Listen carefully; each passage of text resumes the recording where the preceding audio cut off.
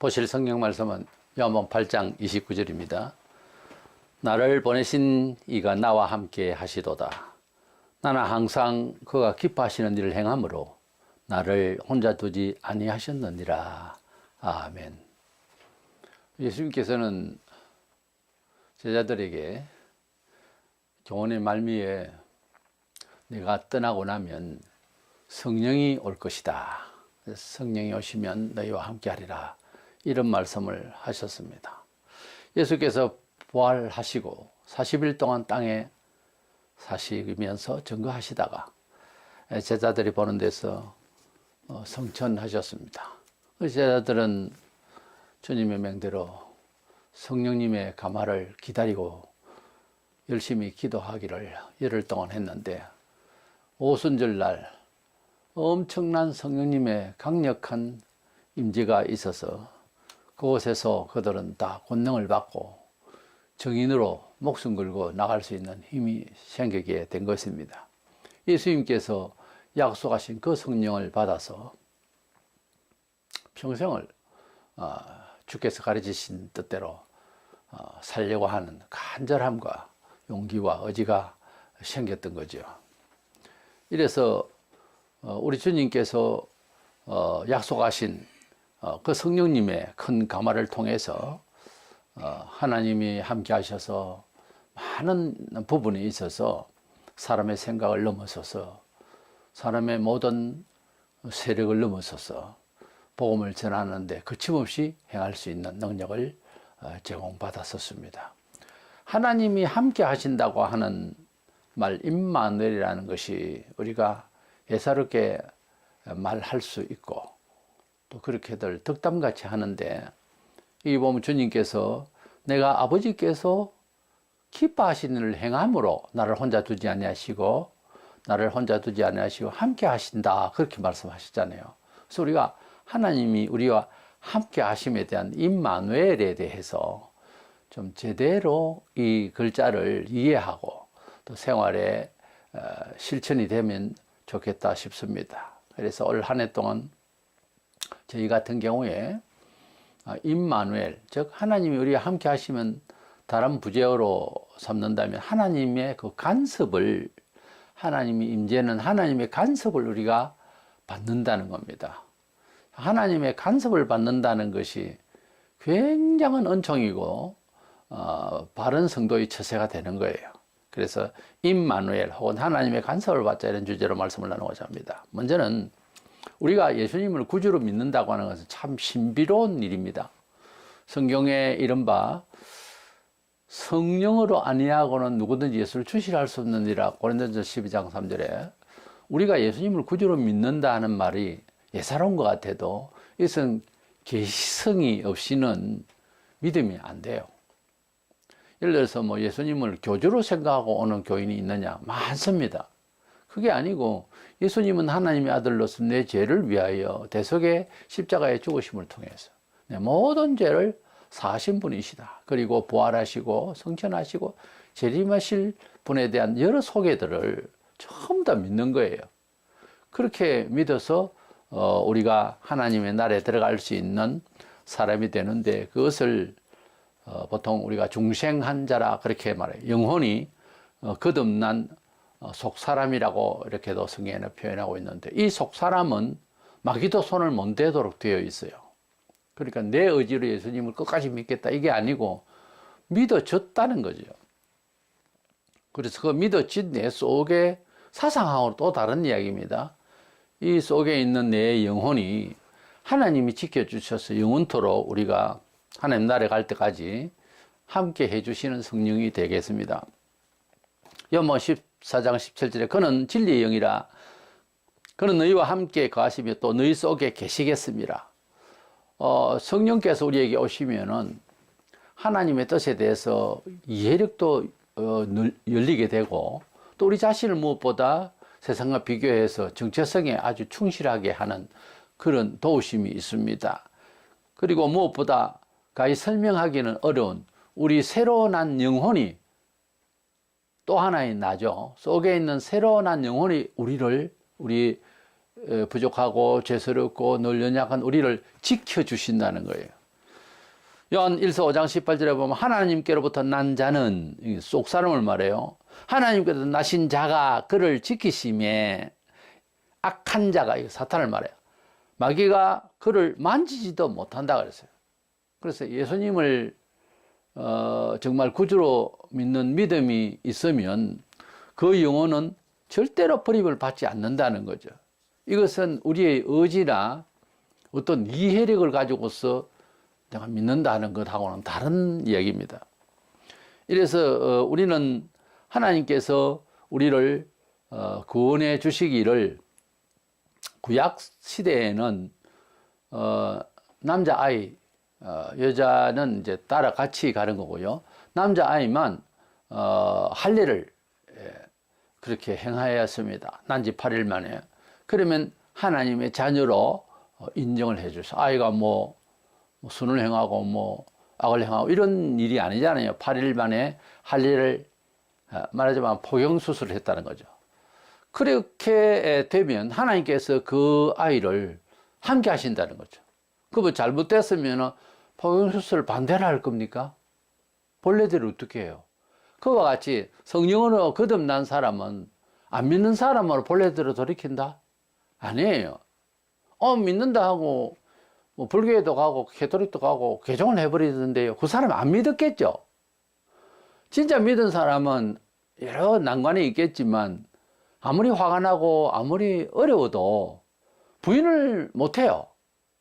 왜냐하면 세상에서 확인된 바 중에서 그렇게까지 확인된 사실을 경험해보지 못한 그런 지식이거든요. 예수님이 나의 구원자라는 것은 종교도 도덕심으로 말하자면 예수님이 나의 죄를 전부 다 사해 주셨다는 걸 깨달은 거예요. 그게 안 되니까 떠나는 거예요. 어떻게 떠납니까? 죄를 안고 떠나는 거예요. 근데 내 죄를 다 용서해 주시는 것을 이렇게 보여주시고 우리 마음의 눈앞에 서 계시는데 그분을 어떻게 떠납니까? 그래서 예수님을 믿다가 안 믿는다든가 다른 종교로 간다든가 교회를 다니면서도 다른 종교를 인정한다든가 이렇게 돼버리면은 중생한 거듭난 영혼이 아니에요. 뭐 교회 다니면서 신앙생활이라고 하는 것이 다른 면은 사회적 측면에서는 정신문화세계거든요. 뭐 좀 도움도 될 수 있겠죠. 교회 문화생활들이라든지 뭐 어디 가서 비슷하다 해가지고 그런 종교 심리적인 효과는 있을 거예요. 예. 그리고 어떤 기적도 있을 수 있어요. 예수님을 나의 생명의 주로 믿지 않으면서 막 열심을 다해서 기도를 하고 정신일도 하사불석이라고 뭐 안 될 게 없지. 근데 그것이 하나님이 주시는 능력이냐 하는 거예요. 여러 측면에서 깊이는 그렇게 안 돼도 여러 측면에서 하나님을 믿으면은 이러하다 하는 내용들이 있어요. 가령 뭐 주일날 예배를 꼭 드린다든지, 예. 또 11조와 감사는 뭐 정말 감사해서 이거는 작은 표시다 하는 마음으로 정말 드릴 줄 안다든가. 또 뭐 범사에 세상의 어떤 세속의 힘을 입으로 막 자랑한다든가 이렇지 않고 주님이 없으면은 꼼짝도 못 하는 거고 일을 하는 것도 감사하고 뭐 이렇게 생각한다든가 감사가 막 넘쳐요. 범사에. 그리고 그런 하나님을 만난 것에 대해서 막 증명을 하려고 해요. 전도죠. 이걸 꼭 다물고 10년을 다녔다. 한 번도 전도를 안 했다. 이상한 교인이죠. 그렇게 될 리가 없어요. 너무 오랫동안 끌고 다니던 병을 약 한 첩으로 치유를 받았다 가령 그랬을 때 그 약을 지어준 의사, 약사를 가만두지 않습니다. 온 세상에 막 말을 해요. 누가 물었어요. 묻지도 않았는데도 아픈 사람도 아닌데도 막 그 말을 해줘요. 그게 전도하는 사람 심정하고 똑같은 겁니다. 그 사람 대단한 사람이야. 그 사람 약 먹어봐. 안 그러겠어요? 괜히 그렇게 말할수록 또 어때요? 기뻐요. 그거라니까요, 전도가. 근데 하나도 전도를 할 마음이 없더라? 나만 조용히 교회에 다닌다? 그러세요. 근데 놀라운 건 평생 그런 사람도 있다니까요. 그러다 죽을 때 안 믿는다 해버려요. 그거 보세요. 정체가 드러났잖아요. 유다가 3년 동안 예수님을 따라다닐 때 사람들과 무엇보다 11제자, 12제자, 11제자가 가룟유다 이 12번째 이 제자를 나쁘다고 말한 적이 하나도 없어요. 모른다니까 잘. 사람이. 영안이 그만큼 밝지도 않았고, 그때는 제자들이. 그리고 또 머리가 비상하기 때문에 가르쳐주다가 머리가 똑똑하니까 스승을 팔만하지. 그렇잖아요. 상황 파악이 뭐 이제 죽게 됐지, 뭐 팔아먹자 뭐 이래 된 거지 뭐. 그러니까 돈밖에 모르는 사람이요. 근데 그 표시가 안 나는 거예요, 잘. 거기에 함정이 있단 말이에요. 근데 사람이 심은 대로 거두는 날이 오거든요. 아차 하고 아니구나 하고 생각하니까 도저히 얼굴 들고 살 수가 없어 자살해 버렸잖아요.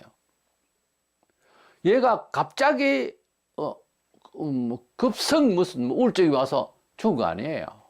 시가 그 정자가 다르다고요. 거듭난 사람이 아니라니까요.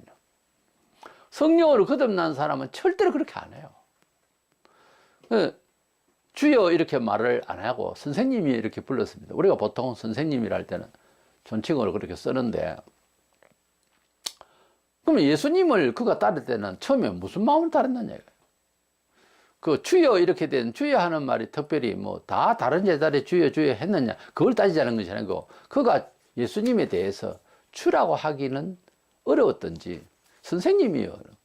동양이나 서양이나 그 선생님이 될 때는요, 그를 따를 때는 구도자가 되는 거예요. 우리는 주님이 구원자가 되는 거죠. 그게 다릅니다. 불제자라 그럴 때 석가의 제자라 이렇게 되거든요. 그 석가의 제자라고 할 때는 석가를 따라가는 구도자가 되는 거예요, 말하자면.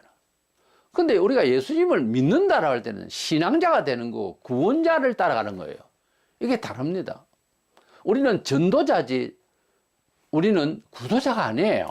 이미 답을 가지고 나섰다고, 세상에. 그래서 이 차이점이 있습니다. 사람이 가지고 있는 모든 역량은 잘해봤자 제자를 만들어도 학습자를 만들 정도밖에 안 되는 거예요, 사람은. 근데 예수님은 상황이 다 다르다니까요, 다른 교주들과. 그래서 뭐 라비어 하는 정도로 그렇게 생각했던, 말하고 했던 호칭이 그래요. 유다는 그렇게 갔는데 유다가 잘못 오해해서 실수를 했다? 아닙니다. 아닙니다. 그래 안 해도 안 믿을 사람이에요, 끝까지. 유다가 잘못해서 반성이 됐을 것 아닙니까? 너무 절박한 심정에 도저히 얼굴 못 들겠고 그래 자살했는데, 그 순간을 위하여 주님이 오셨다 이거죠. 우리가 뭘 잘못했을 때 사람은 용서 못하는 경우가 많이 있어요. 다 용서해야 됩니다, 원래. 사람의 죄를 용서하라. 그러면 너희 죄를 용서하겠다. 주님 분명히 그랬어요. 하나님 사랑을 받는다는 것도 그 조심스럽게 잘 생각해야 됩니다. 자꾸 허당의 소리를 하면 안 돼요. 내가 남을 용서를 정말 얼마나 하고 있나. 이걸 생각을 하세요. 그래서 용서를 하면 용서를 받습니다. 만약에 용서를 안 한다. 용서 받았다고 막 부러지지도 용서 받은 게 아니올시다. 성경적으로. 이래서 하나님께서 우리를 구원하신 것은 분명한데, 중생의 영은 제가 말씀드린 대로 기도하며 찬송하며 예배하며 감사하며 전도하며 봉사하며 하는 이런 성도들로서 골고루 행동에 대한 것을 매우 기쁘게 여기면서 동참해요. 이것이 거듭난 사람의 성질이라고요. 얼마만큼? 3개월만? 1년만? 아니요. 평생을 그렇게 마음을 가지고 있습니다. 만약에 그런 마음이 전혀 없다 하면 의심해 볼 필요가 있죠. 이건 정상이 아니다. 정상이 아니란 말은 지금 제가 하는 심각성은 죽느냐 사느냐 문제예요. 영생이냐 지옥이냐 이 문제를 지금 이야기하자는 겁니다. 그리 간단한 이야기 아니에요, 천국 이야기가. 분명히 성경에는 수많은 사람들이 오지만은 택함을 받은 사람 적다고 그랬어요. 다른 말로는 엄청난 사람들이 교회를 다니는 것 같아도 천당 가서 그렇게 헌한 건 아니다 이 말입니다. 어떻게 들려요? 이 말씀에 대해서는 저는 그렇게 생각해요. 천국은 굉장히 넓고 아주 천국은 원만하고 편안하고 좋다. 우선 이런 정서적으로 그렇게 생각해요. 왜 그럴까를 생각해 봤어요, 제가. 그곳에 가면 사람들이, 하여튼 사람 사는 사회는 어디나 신경이 쓰이고 복잡하잖아요. 엄청난 사람들이 오기는 와도 천국은 엄청 더 넓은데 그곳에 가서 왜 이렇게 넓고 이렇게 편안할까 이런 생각을 해봤거든요. 많은 사람이 안 올라가서 차지했기 때문에 그래요. 말하자면 땅을, 배당을 치면은 우리가 생각한 만큼 사람이 안 올라왔기 때문에 더 넓은 거예요. 구조적으로 생각할 때. 저는 그렇게 알고 있습니다. 천국이 왜 평안하고, 천국이 왜 넓게 보이고 대단할까? 사람이 그렇게 많지 않습니다. 천국은. 아무나 올라간다. 아니에요. 성경에 보세요. 아무나 올라가는지. 아니라니까요. 우리가 생각하는 교회의 부흥, 그리고 교회의 가치, 영 다릅니다. 계시록 2장에서 3장을 보면. 2000년 동안 외치고 있어도 그렇게 생각 안 하려고 하는데 어떻게 뻗대고 있고. 교회가 종교화되면은, 철학화되면은, 일반화되면, 문화화되면은 비리를 넣는 겁니다. 영혼이. 그래, 목사가 아무나 되지 말라, 선생이 아무나 되지 말라, 야고보 그랬는데, 왜 그랬나 하면은, 사람을 잘못 가르치면은, 하늘에 가서 받을 상을 깎아 먹는 경우도 있고, 잘 가르치면은 아프지만, 영광의 날에 가서 상을 많이 받을 수 있도록 또 할 수 있습니다. 말이라는 게 그렇게 무서운 거예요. 말세가 되면은 사람들이 인본화 돼가지고 사람의 마음에 맞춰서 이것을 다른 말로 상업적 용어로 치면은 하나님과 나 사이에서 딜을 치자는 거예요. 거래를 하려는 거죠, 사람들이. 그러니까 하나님 앞에서 하나님의 뜻대로 말씀하시옵소서 이게 아니고 당신 말이 맞나 안 맞나 이 사회생활 하듯이 그렇게 만들어놔 버렸다니까요, 하나님을. 누가? 목사들이. 하나님 당신 말이 내한테 맞나 안 맞나 이렇게 배우면 가정에 돌아가서나 사회에 돌아가서 어떻게 되냐면 네가 나한테 잘하나 안 하나 이렇게 돼버린다니까요. 이게 습성이 똑같이 흘러요. 그래서 교회가 하도 분명 그 싸움이 많고 이래서 교회 분쟁을 위해서 전담하는 변호사가 다 있어요, 지금은. 이게 무슨 말인가 하면 하나님 대 나 사이에 당신이 내한테 어떻게 잘해주나 그것만 생각했다가 싸우는 거죠. 그렇지 않습니까? 안 싸우려 하면은 한쪽이 항상 사람은 부족해요. 한쪽을 밀어주는 거야, 계속. 가다가 잡혀질 때까지 막 밀어주는 거야, 계속. 더 가져가겠다 하면 더 얹어주는 거지, 더. 사랑, 희생을. 그러면 뭐 자기 무거워서 자빠지겠지. 그래서 한쪽을 밀어주는 것이 사랑이에요. 그럼 내면 손해인데 아니에요. 아니라니까. 한쪽을 밀어줘 버려. 하나님의 사랑은 그렇습니다. 하나님께서 우리에게 완전히 밀어주셨지 하나님께서 뭘 조건적으로 사랑하려 했으면 벌써 다 죽었어요, 우리가. 하나님께서 공기가 안 줘야 되겠다, 햇빛 안 줘야 되겠다, 가리고 막아버리면 죽어요, 우리가. 우리 갚는 게 있어요? 믿는 사람은 어떻게 감사 표현은 하지만 하나님께서 화가 나는 대로 다 할 것 같으면 벌써 다 끝났어요. 하나님께서 우리를 사랑하실 때 우리의 조건적인 어떤 은행에 안 돼요, 이거는. 거래를 할 수가 없고 딜을 할 수가 없다니까요.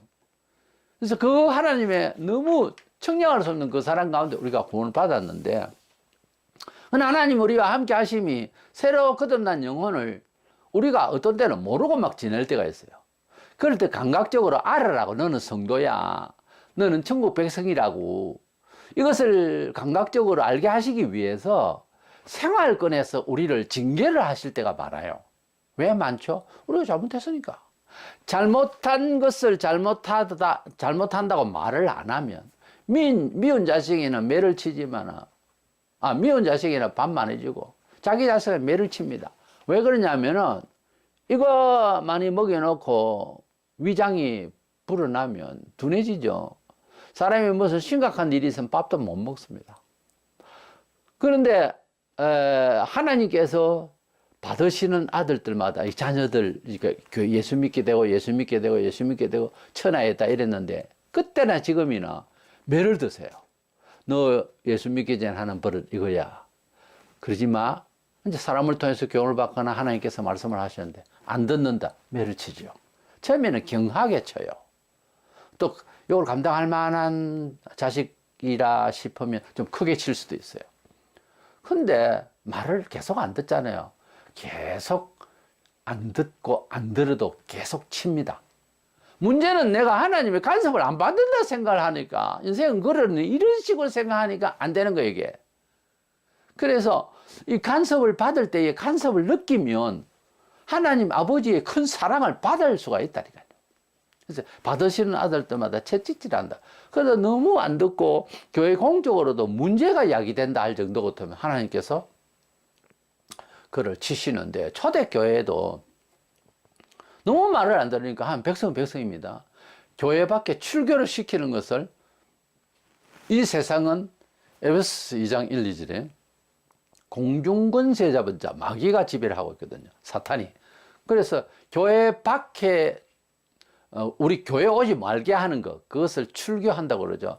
출교하는 걸 사탄에게 내어준다, 이렇게 표현했어요. 그때 당시에, 사도들 당시에. 고린도전서 5장 5절에 보면 너무 안 될 때는 이런 자를 사탄에게 내어주었으니, 그 표현이 현실적으로는 출교를 했다. 교회에 오지 마라.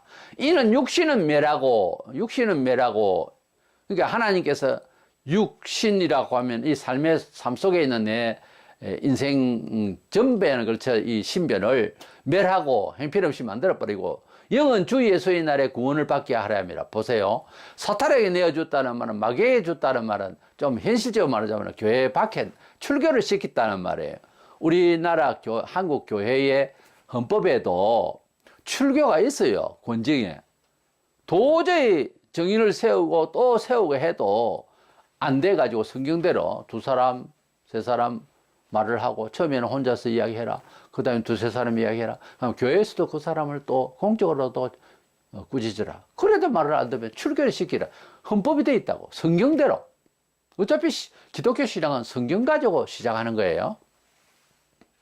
그래서 말을 안 들으니까 세상 밖으로 보내는데, 이렇게 되면 왜 되느냐. 우리가 신앙생활을 해보지만 교회 생활을 하던 사람이 안 하면은 힘들어지잖아요. 그 패턴이 바뀌면 못 살아가요. 살아갈 수 있다 하면 그건 벌써 인간이 안 되는 거고요. 성도가 진짜 된 것 같으면은 도저히 신앙생활 안 하고 내가 무슨 재미나 사나, 이렇게 돼 있거든요. 그게 안 돼 있는 사람은 할 수 없는 이야기지만 다 그렇게 된다고요. 그런데 출교를 시켜버리면 너무 고통스러운 거예요. 혼자서 예수 믿다 가는 거예요. 말하자면 그렇게라도 구원시키고 그렇게라도 공교회를 위해서 출교를 시키기까지, 주님의 교회니까, 교회는 어차피 주님의 교회니까 거룩성을 위해서 그렇게 출교를 시킨다고요.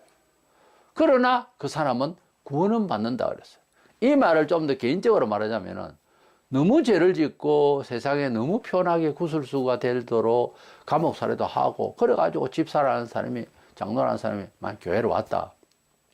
회개를 시킨다. 회개를 안 한다. 출교시켜야 돼요. 이거는 덕이 하나도 안 됩니다. 교회. 어차피 세상에 속해 있는 이 교회라고 하는 단체가 사람들에게 덕망이 있어야지, 이게 구설수가 있으면 안 되잖아요. 교회는 저렇게 죄를 짓는 사람 내리치구나. 그렇지만은 그 사람이 나가서 울며불며 회개하고 기도하면 잘 될 것 같으냐? 안 됩니다. 교회를 다녀도 출교는 안 시키는, 법원 집행은 안 했는데 그 사람이 살아가는 과정에 하나님의 간섭이 떠나버린 사람도 있다고. 그것을 뭐라 하냐면 히브리 10장 31절에 살아계신 하나님의 손에 빠져 들어가는 것이 무서울진저, 이런 말씀이 있어요. 그러니까 하나님의 간섭도 사랑의 간섭, 사랑의 매의 간섭, 여러 간섭이 있습니다. 근데 출교를 시켰다, 가령. 법적으로 출교를 안 시켰는데 마치 출교한 것처럼 응답도 없고 버림받은 영혼이 없느냐? 있습니다. 교회 안에. 형편없이 그렇게 억울하게 누가 보면 힘들게 살다가 죽을 수가 있어요. 저는 그런 사람을 들어봤습니다. 전혀 안 되는 인간이 되거든 싶으면 하나님께서 쳐버리면은 아무것도 안 됩니다. 그 사람은. 성도라는 이름은 가져도, 명분은 직분은 있어도 안 되는 겁니다. 무서운 거예요. 하나님의 손에 빠져 들어간 사람이 교회 안에 있느냐 없느냐? 있어요. 목사 감당을 못 한다고. 구약 시대 때도 마찬가지입니다. 다윗이 충실 하나님을 섬길 때는 이런 마음이었어요. 시편 23편 4절에 내가 어둡고 칙칙하고 어려운 환경에 내가 있을지라도 두려워하지 않을 것은 주께서 나와 함께 하심이라 그랬어요. 주님이 나와 함께 하시고 나를 도우시는 하나님 나는 믿는다라고 할 때가 좋은 때예요. 이런 일을 하나님께 도우신 것 같다라고 깨달을 때가 좋은 때라니까. 매일매일, 매달, 매해마다 하나님께서 나를 이렇게 인도하시구나. 이걸 깨달을 때가 좋은 거예요. 그 생각이 없고 두려움만 있으면 두려움은 불신앙이거든요. 이거는 하나님 내 친구예요. 다윗이 그렇게 주께서 나와 함께 하십니다. 그 어려운 가운데서도 그렇게 생각할 수 있는 때가 좋은 때래요. 그런데 죄를 지었잖아요. 죄를 짓고 나는데 제일 두려운 것이 시편 51편 11절에 주의 성령을 내게서 거두지 마소서 이러고 있잖아요. 구약의 신약에 똑같아요. 하나님의 영이 함께 하시는 것이 임마누엘이에요. 사실은 예수께서 제자들과 함께 하시고 이스라엘과 함께 하시는 것도 함께 하시지만은 예수님은 부활의 몸이시기도 하고 나중에는 그래도 이게 공간적으로 우리와 같이 공유를 못 하잖아요. 지구 반대편에는. 근데 성령님이 함께 하시면 여기서도 역사하시고 미국에도 역사하실 수 있는 그런 함께 하심이 되거든요. 그래서 주님께서 올라가시면 다른 보혜사, 다른 보호자가 올 것이다. 그것이 바로 성령이다 그랬어요. 그래서 우리가 성령님을 받아서 예배를 할 때 지금은 우리 한국은 낮이면 미국은 반대편에서 이제 밤인데 성령이 함께 하시면 똑같다는 거죠. 그래서 성령님이 우리와 함께 하신데 만약에 성령님이 떠나버리면 개인적으로나 공동체적으로 겁대기 뿌리죠. 그래서 4대 교회 같은 경우에 계시기를 나온 4대 교회는 이런 뿐이라고 그랬어요. 4대 교회는 죽은 교회였어요. 살았다 하나 죽은 자로다. 그러면 교회 안에는 구원받을 사람이라고 떠드나 그 사람이 아니다 할 사람이 있나 없나? 있습니다. 얼마나 많이 있어요. 지금은. 그래서 심판대 앞에 가면 굉장히 냉정해지는 것이 누가 덕담을 한다고 구원을 받는 게 아니에요. 이거는 영원히 1대1의 관계, 하나님 앞에서입니다. 절대적 가치를 이야기하는 거예요, 교회는. 이다 아니다 분명해야 되는 거예요, 교회는. 그래서 제 설교는 좀 냉혹할 정도로 예선어가 좀 분명하기를 원하고 또 그런 스타일이죠. 왜냐하면 그 선을 넘어서서 딴 이야기를 못합니다, 우리가. 19세기부터 활발하게 움직인 자유주의 신학이 뭔가 하면은 하나님이 말씀하신 것이 우리 행편에, 내 행편에 결국은 맞나, 안 맞나? 내가 생각하는 대로 덕이 되나, 안 되나? 이러다가 다 베르는 거예요. 신앙생활을, 개인생활을 할 때도 너무 생각이 많고 복잡하고 세속적으로 통계를 너무 의존하면 신앙이 안 자랍니다. 그렇게 하면은 신앙은 어떤 면에서 모험의 세계예요. 어떤 모험의 세계라니까. 하나님께서 주신 말씀대로 살면은 어떻게 계산이 될지 아무도 몰라요. 그러나 순종을 해보니까 좋은 결과가 나온 거예요. 2000년 기독교 역사 계속 그랬어요. 이걸 어떻게 답을 내리고 이걸 어떻게 이렇게 잘 사는 법 해가지고 책을 만듭니까? 그냥 순종하는 거예요. 하나님 말씀대로 산다는 게 쉽지 않습니다. 우리 몸 자체가 그런 몸이 아니니까. 배우기를 그렇게 배운 적도 없고. 그러니까 하나님 말씀을 잘 따라가면 하나님 말씀은 계시하신 말씀이고 계시라는 아포칼립시스라는 뚜껑을 열어야 보인다는 말이에요.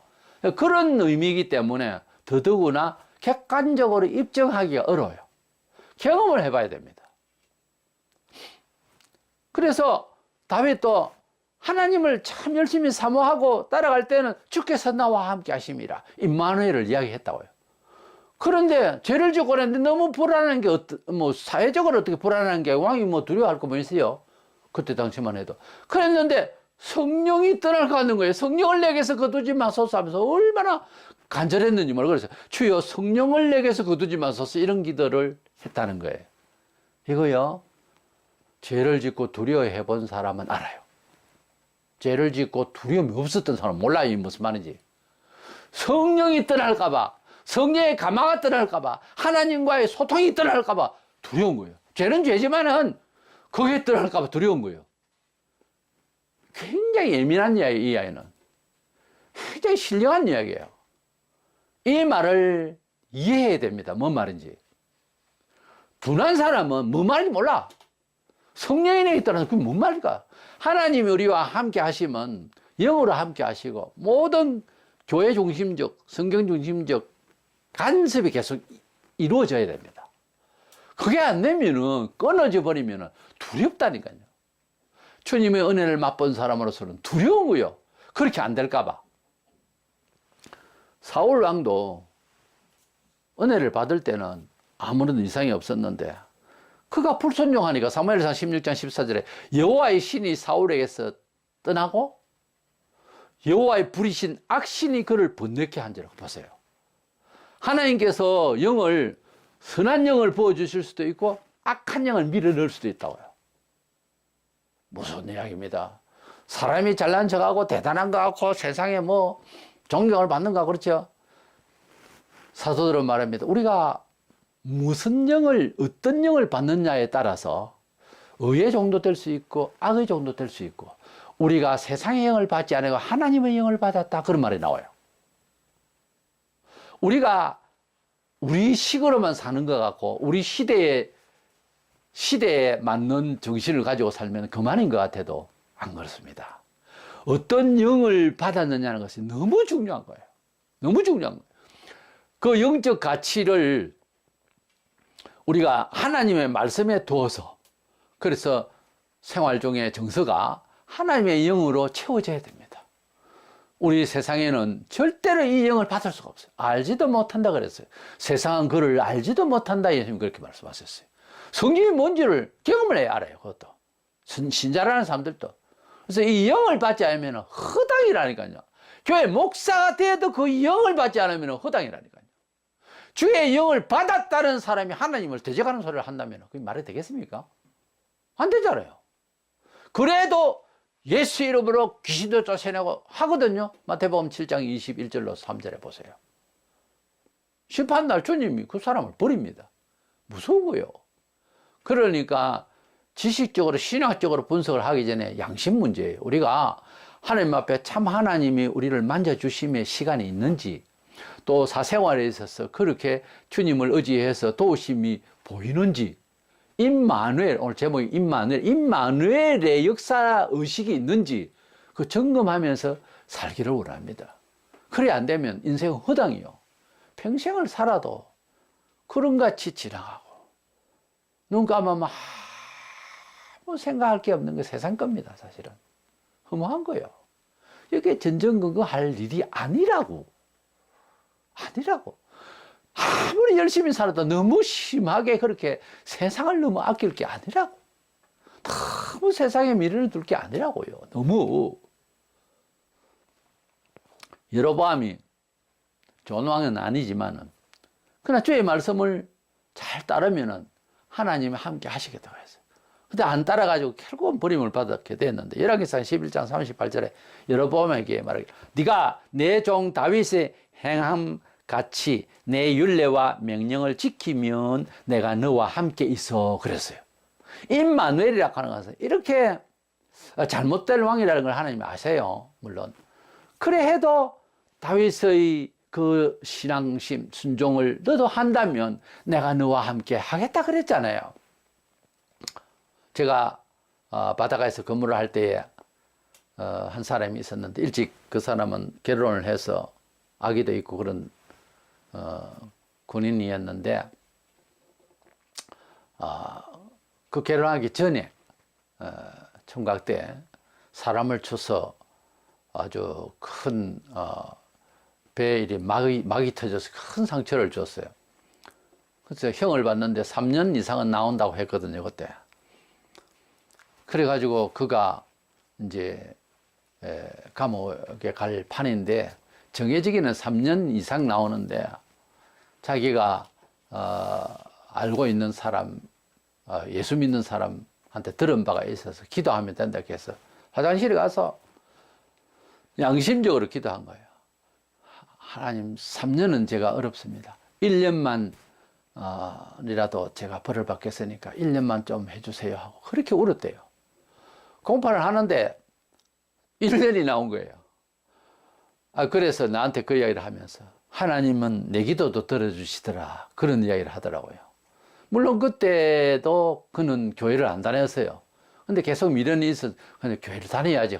예, 가긴 가야 되는데 하면서 이러고 있더라고요. 자 보세요. 우리가 버림받는 사람 즉 불신 세계에도 뭐 하나님을 그 시간만은 제대로 간절하게 구하니까 하나님은 너무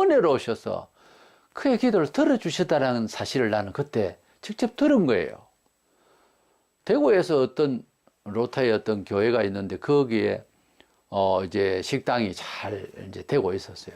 근데 교육자들과 가끔씩 평일이겠지만 식사를 이제 단체를 이렇게 자주 했던가 봐요. 오니까 고마워서 그랬는지 몰라도 그 주인이 이제 어느 날 11조에 대한 이야기를 이렇게 대화를 하고 있었던가 보죠. 그것을 이제 들었던 거예요. 솔깃한 게 11조를 내면은 복을 많이 받는다 하는 생각이 이제 들어서 그달치 11조하고 감사를 딱 묶어서 어릴 때는 교회를 나갔던가 보죠. 그래가지고 목사님께 이제 드린 거, 이게 뭐예요? 그러니까 11조를 좀 드리고 싶다고. 교회를 나와서 구원을 받아야 되는데 11조를 낸다는. 근데 놀라운 거는 매달 내는 거예요, 이제.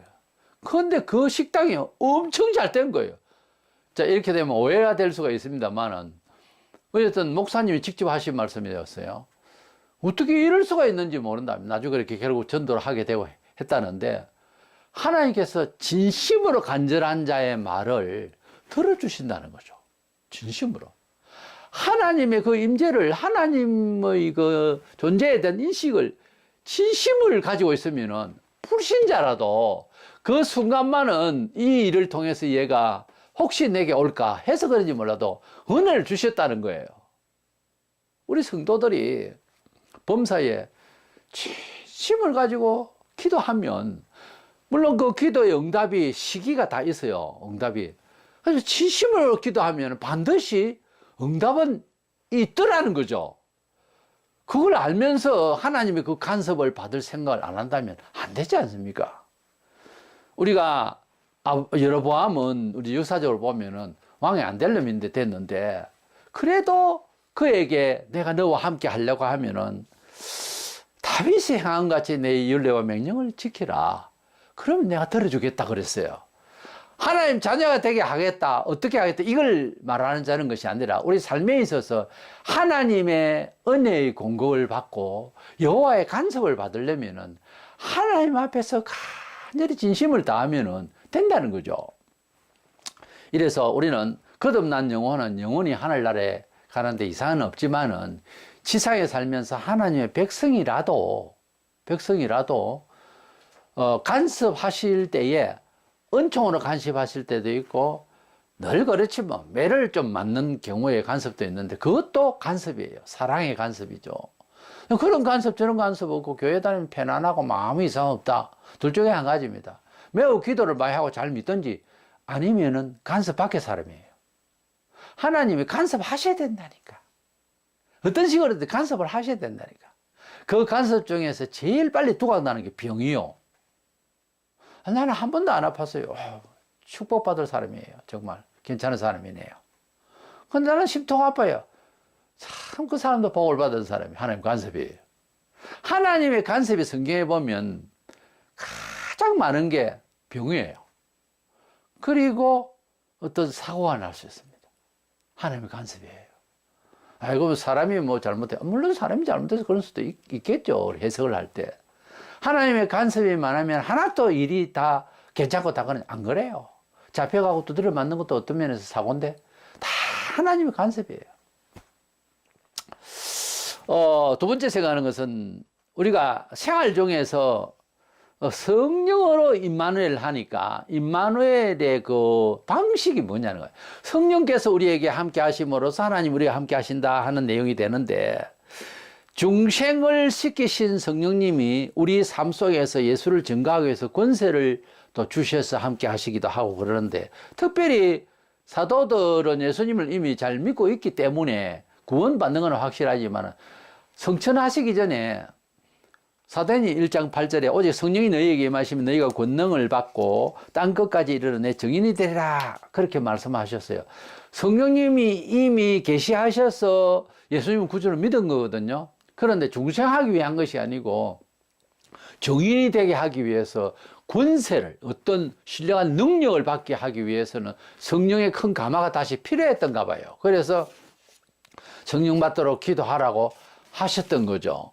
사도들이 사도로서는 예수님을 복음을 전파하라는 명령을 이미 3년 넘어 배웠는데 그걸 하려고 하니까 사람 뜻은 그렇지만 마음대로 안 되잖아요. 우리도 그렇잖아요.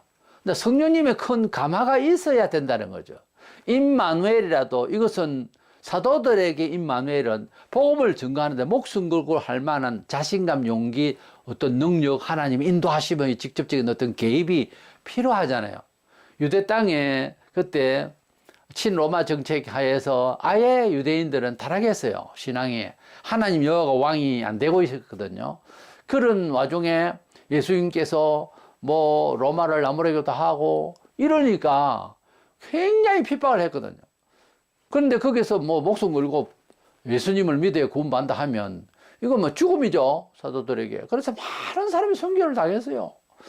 그래서 그것을 하려면은 첫째 용기가 있어야 되잖아요. 용기도 있어야 되고 또 뭐 말재간보다 그 확인할 수 있는 힘이 있어야 될 거예요. 아닙니까? 그런 파워가 있어야 되거든요. 말하자면 신령한 파워, 디바이니티 파워가 하나님의 신적 힘이 있어야 된다고. 그것을 받기 위해서는 성령님의 감화가 필요해서 열을 기도했어요. 우리가 기도 열심히 할 때 뭐 40일 금식을 주님과 같이 뭐 하겠다든가 이런 생각들을 하겠지만은 사도들처럼 10일간의 금식 기도나 기도에 전념하는 것도 참 본받을 만하다고 봐요.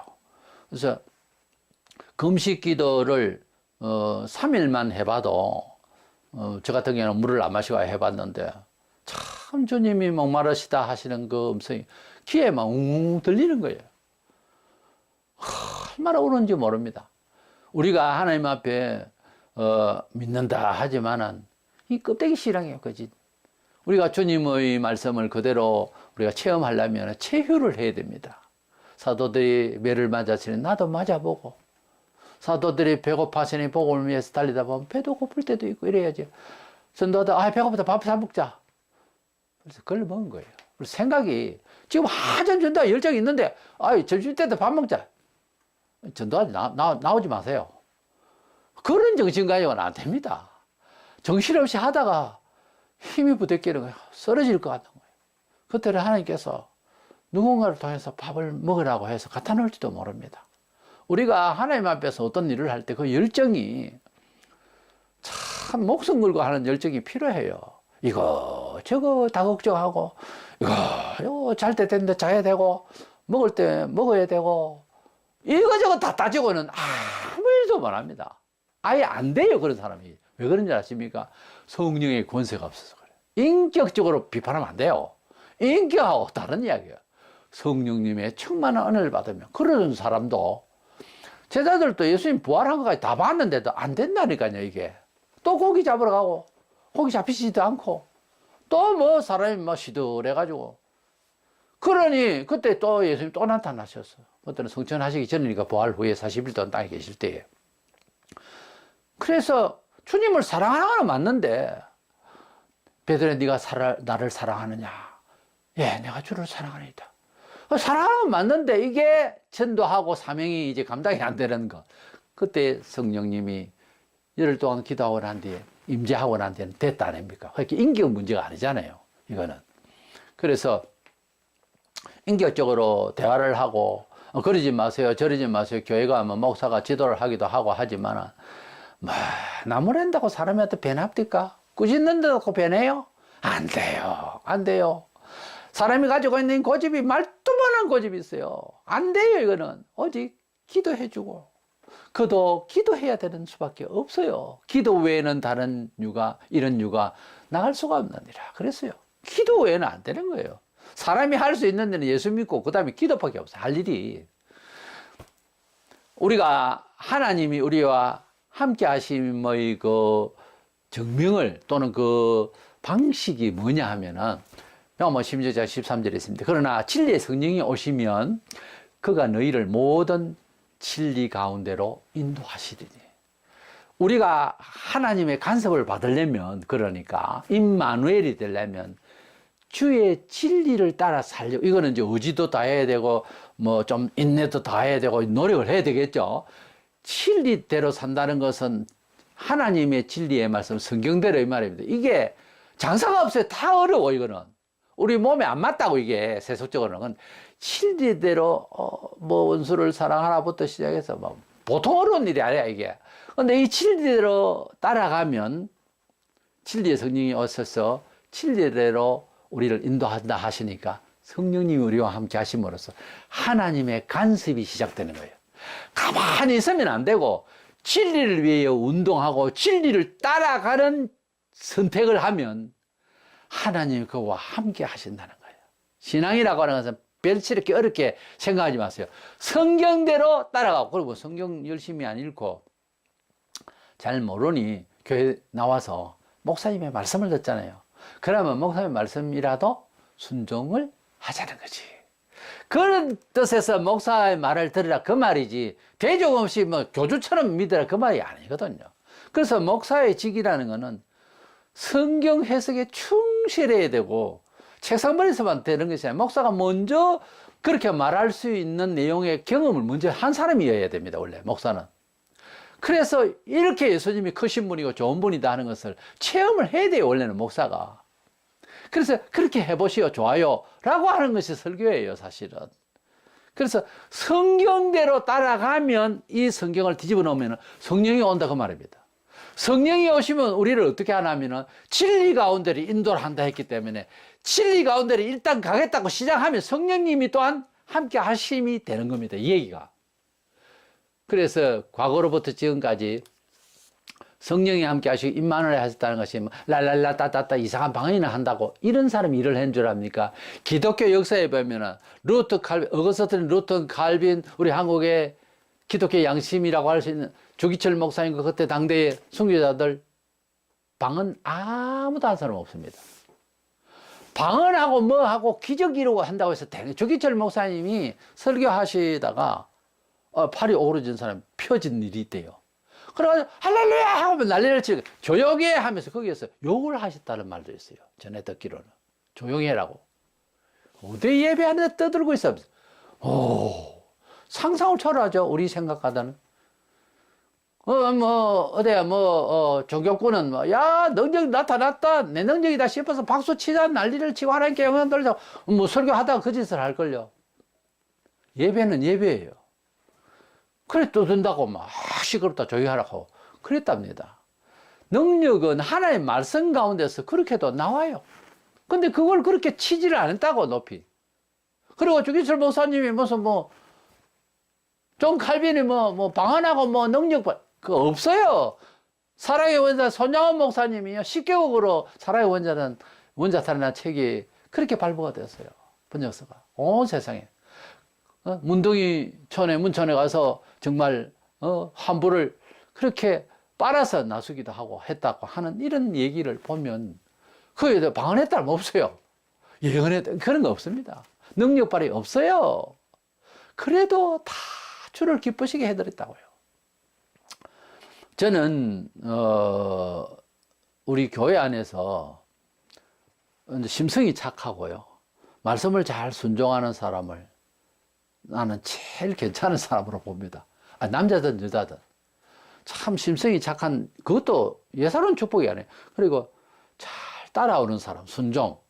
여자 같으면 나는 사라로 봐요. 사라가 신앙이 굉장히 깊다 이렇게는 볼 수 없는데 남편을 잘 따라갔어요. 남편은 아브라함은 뭐가 신앙이 좋았어요? 어디로 가는지 몰라도 하나님 가장 한 말씀을 따라갔다. 창세기 12장 4절에 이렇게 잘 순종하는 사람이었어요. 성경적으로 복받는 비법을 한마디로 말하세요 하면 순종입니다. 우리가 다 몰라요, 성경을. 그러나 성경대로 살겠다는 것은 순종이라는 게 안 오면은 할 수가 없는 거예요. 그래서 순종하고 잘 따라가면 절대로 그 끝은 좋아요. 예. 분명히 중간중간 인생 살면서 5년, 10년, 몇십 년 믿었으면 점검해 보세요. 하나님께서 은혜 주신 자국이 있을 겁니다. 그래서 그 은혜가 또 더 많아질 겁니다. 만약 그런 게 하나도 안 보이면 하나님이 잘못된 게 당신네가 잘못된 거예요. 뭘 잘못하고 있는지 생각을 해보세요. 주일 성수 11조, 전도생활, 기도생활, 봉사생활 이런 걸 얼굴 하고 있었는지 돌이켜 보시라고. 돈 욕심은 과연 없고 정말 정직하게 성실한지도 돌이켜 보시고 냉정하게 자신을 세상에 비추어서 나 정도면 이러지 마세요. 하나님 앞에 반성을 하시고 하나님의 간섭을 받자라고 하는 연주제입니다. 저는 임마누엘의 은총은요, 그냥 덜렁 받는 은총이 아니고 오늘 주님이 말씀하시는데 나를 보내신 이가 나와 함께 하시도다. 이 임마누엘 아닙니까? 나는 항상이에요. 그가 기뻐하시는 일을 행함으로 아버지 뜻대로 이 말. 나를 행함으로 나를 혼자 두지 아니하셨느니라 그랬어요. 이 말씀을 생각하면서 임마누엘은 조건이 있다. 말씀대로 살아가면 무조건 이건 100% 임마누엘 역사가 있다는 거죠. 지금도 하나님은 성경대로 살려고 하는 자를 복 주세요. 실제적으로 일어나요, 그 일이. 믿으시고 올 한 해 동안 하나님의 말씀을 많이 읽고 사모하는 저와 여러분 되시길 주의 이름으로 축원합니다.